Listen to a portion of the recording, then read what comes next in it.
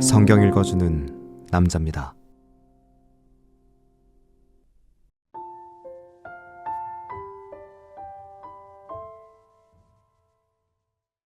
또 가라사대 어떤 사람이 두 아들이 있는데 그 둘째가 아비에게 말하되 아버지여 재산 중에서 내게 돌아올 분깃을 내게 주소서 하는지라. 아비가 그 살림을 각각 나눠 주었더니 그 후 며칠이 못되어 둘째 아들이 재물을 다 모아가지고 먼 나라에 가 거기서 허랑방탕하여 그 재산을 허비하더니 다 없이 한 후 그 나라에 크게 흉년이 들어 저가 비로소 궁핍한지라. 가서 그 나라 백성 중 하나에게 붙여 사니 그가 저를 들로 보내어 돼지를 치게 하였는데 저가 돼지 먹는 쥐엄 열매로 배를 채우고자 하되 주는 자가 없는지라.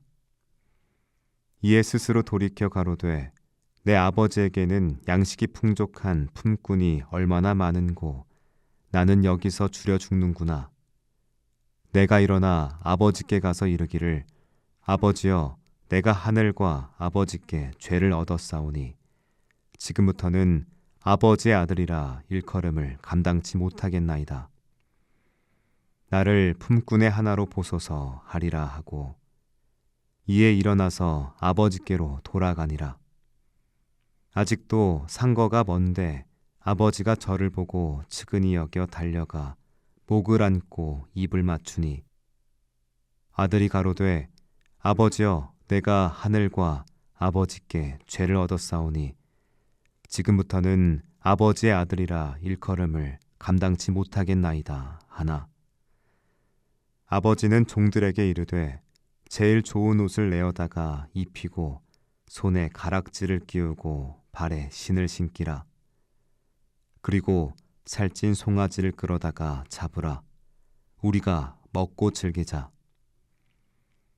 이 내 아들은 죽었다가 다시 살아났으며 내가 잃었다가 다시 얻었노라 하니 저희가 즐거워하더라.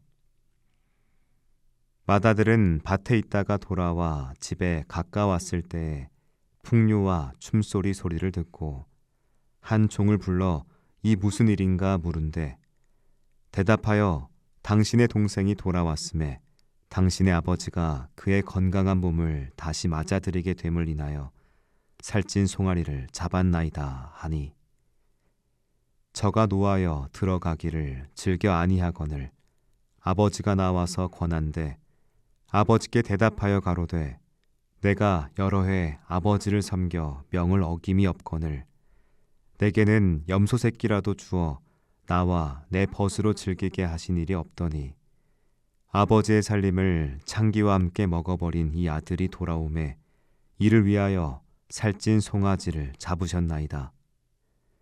아버지가 이르되 예 너는 항상 나와 함께 있으니 내 것이 다 내 것이로되 이 내 동생은 죽었다가 살았으며 내가 잃었다가 얻었기로 우리가 즐거워하고 기뻐하는 것이 마땅하다 하니라.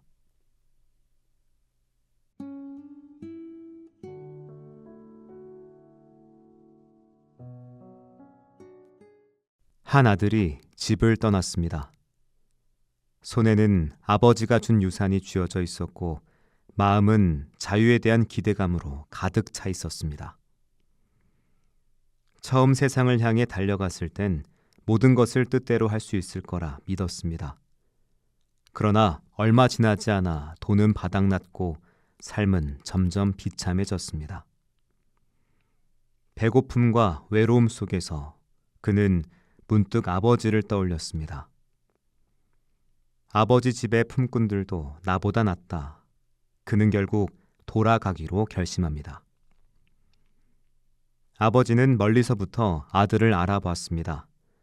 초라하고 지친 모습이었지만 누구인지 단번에 알아보았습니다. 아버지는 뛰어나가 아들을 끌어안았습니다.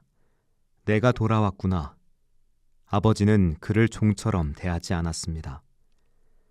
가장 좋은 옷을 입히고 가락지를 끼우고 살이 통통하게 오른 송아지를 잡아 잔치를 벌였습니다. 예수님은 이 이야기를 통해 하나님의 마음을 보여주셨습니다. 하나님은 우리가 돌아오기만을 기다리시는 분입니다. 죄로 인해 멀어졌을 때에도, 삶이 고단해서 방황할 때에도 당신의 사랑은 여전히 우리를 향해 열려 있습니다. 돌아오면 정죄하지 않고 기쁨으로 맞아주십니다. 그런데 이야기는 여기서 끝나지 않습니다. 한 사람이 더 남아 있습니다. 바로 큰아들입니다.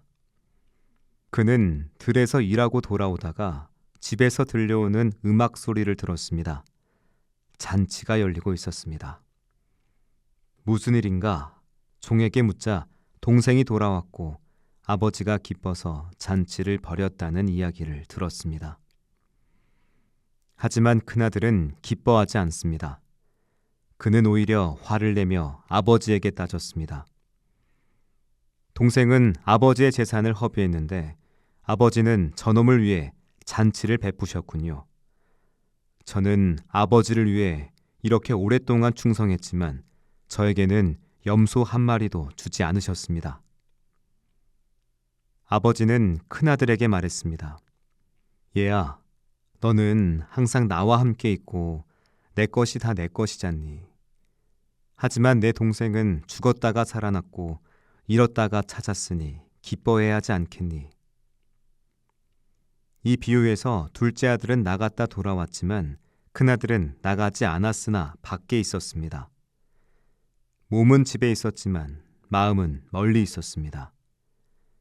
아버지를 섬겼지만 아버지의 마음을 알지 못했습니다. 그는 아버지 곁에 있었지만 아버지의 사랑을 이해하지 못했습니다. 우리는 이 두 아들 중 누구와 같을까요? 둘째 아들처럼 방황하며 살았던 적이 있나요? 아니면 큰아들처럼 오랫동안 교회에 다니고 신앙생활을 해왔지만 돌아온 죄인들을 기뻐하지 못하는 태도를 갖고 있나요? 때때로 우리는 큰아들처럼 생각합니다.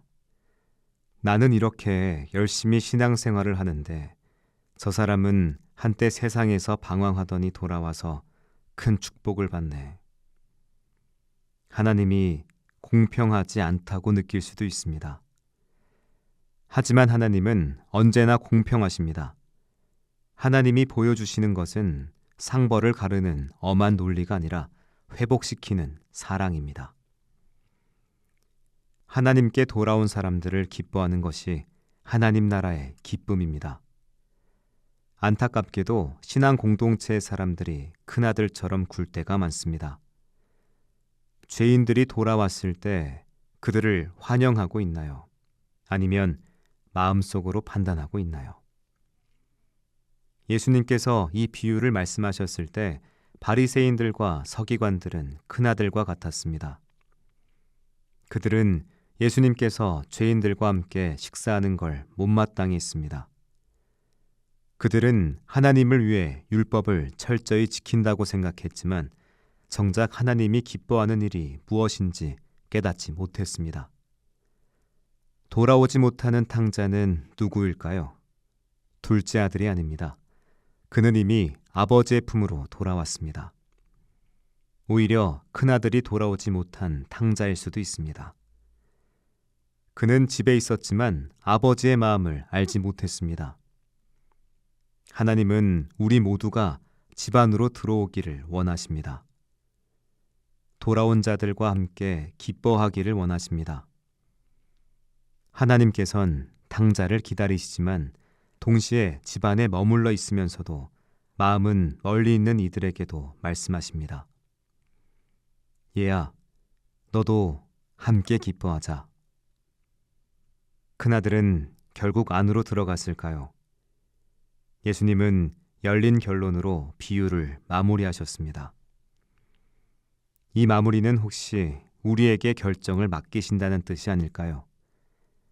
돌아온 자들과 함께 기뻐할 것인지 아니면 집 밖에 서서 불평할 것인지 우리는 선택해야 합니다.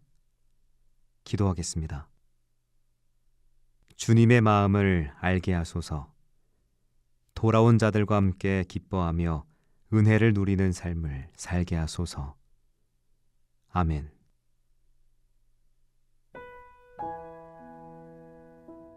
지금까지 묵상에 함께하는 교회 홍정한 목사, 내레이션 성경 읽어주는 남자였습니다.